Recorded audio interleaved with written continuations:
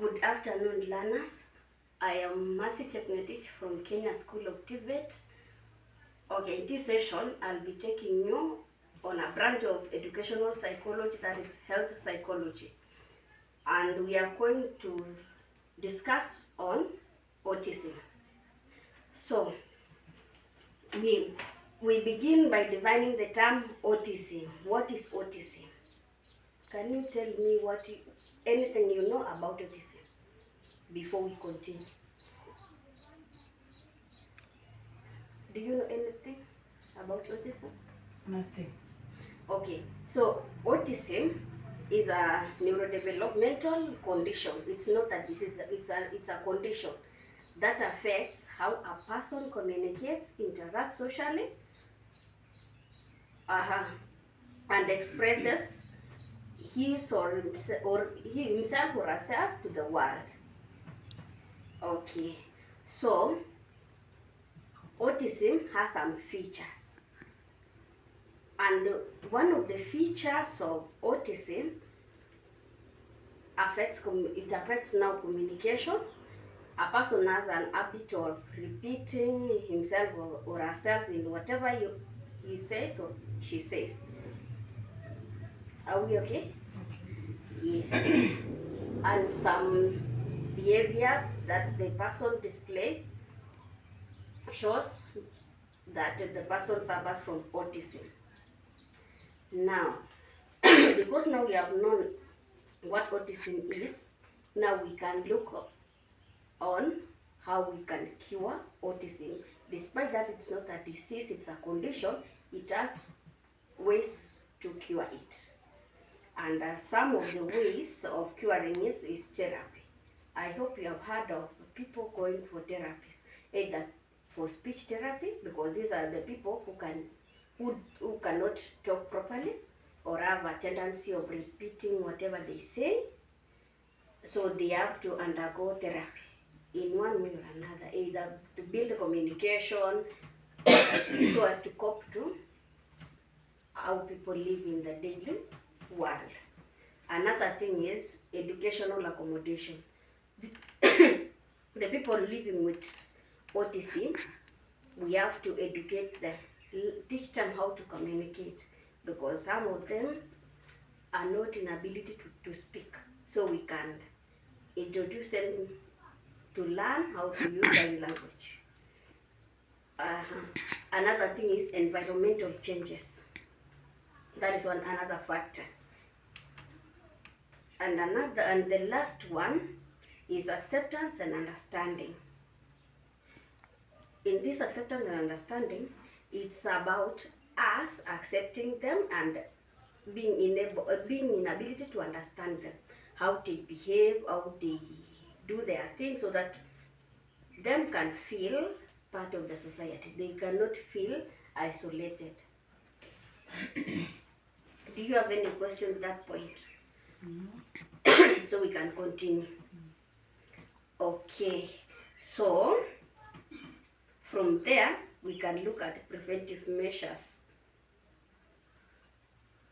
Do you know any of them? No. Okay, I can mention some of them. So, from the beginning, we have known that autism is not a disease. And now, autism begins from early age, that is mostly at birth, or that early age of the child, if I can say so. So, the first one is parental care. Parents need to be careful in how they care for the baby, mostly during the antenatal period, to avoid the kids contracting autism. Another one is managing mental health condition. So at all costs, the parents need, or the mother, whenever she's expectant, she can try as much as possible to avoid stress, because stress can cause autism to the kid before birth. So when the child will be born, he or she will already be affected, and that leads to autism. Also, the parent or the mother needs to avoid harmful substances during pregnancy. For example, drugs, industrial chemicals, environmental toxins. Because, okay, so when we talk of environmental toxins, we talk about mercury, lead. So the mother needs to avoid food that are rich in mercury or lead, so as to minimize the chances of the kid contracting autism. And also the mother needs to have a proper nutrition during that pregnancy period, so as to improve the immune of the child, and the child will not be able to contract autism.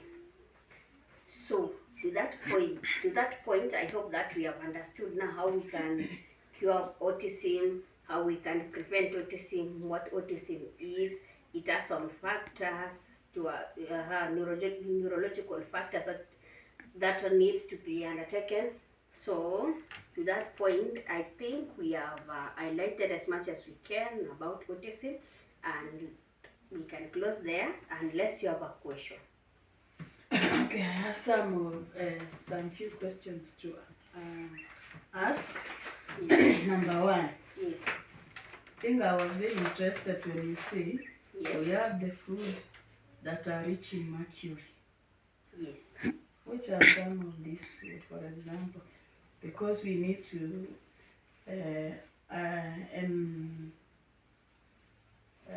teach the community about these types of food for the pregnant mothers to avoid. Okay. One of the kind type of food that has that is rich in mercury is any type of fish or any water creatures that can be fished from salty water lakes. It can be a salty water lake, it can be an ocean. Those are the food that has rich in mercury. And some cases, I hope you have heard of cases that there are certain type of sugar that has mercury.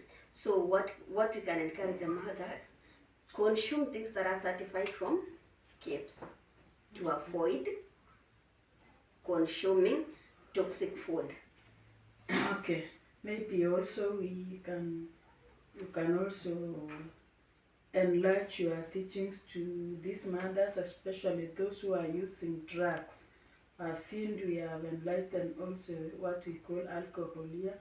So maybe you can also educate them on the pregnant mothers not to use alcohol and so forth.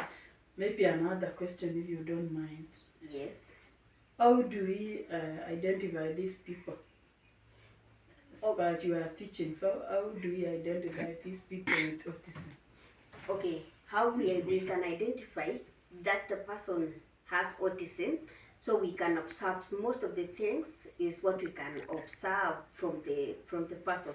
For example, the person has that tendency of repeating one word.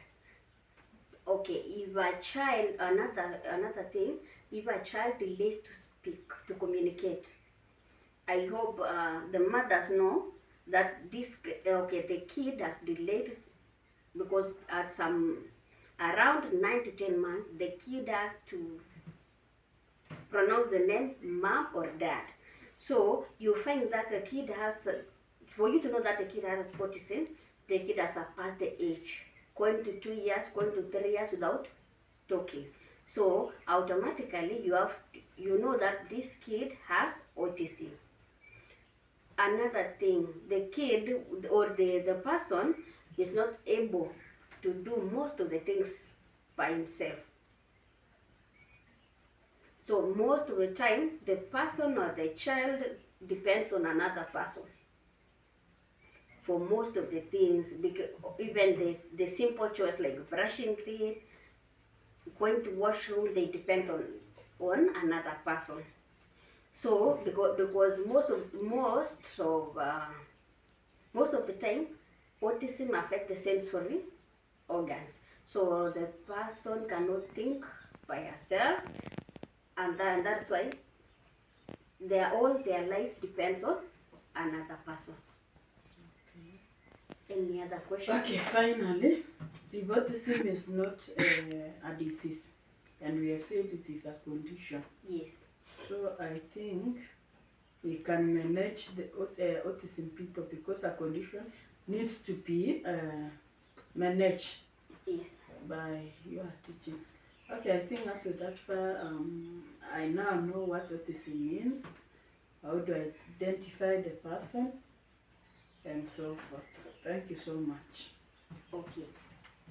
Because now you don't have any other question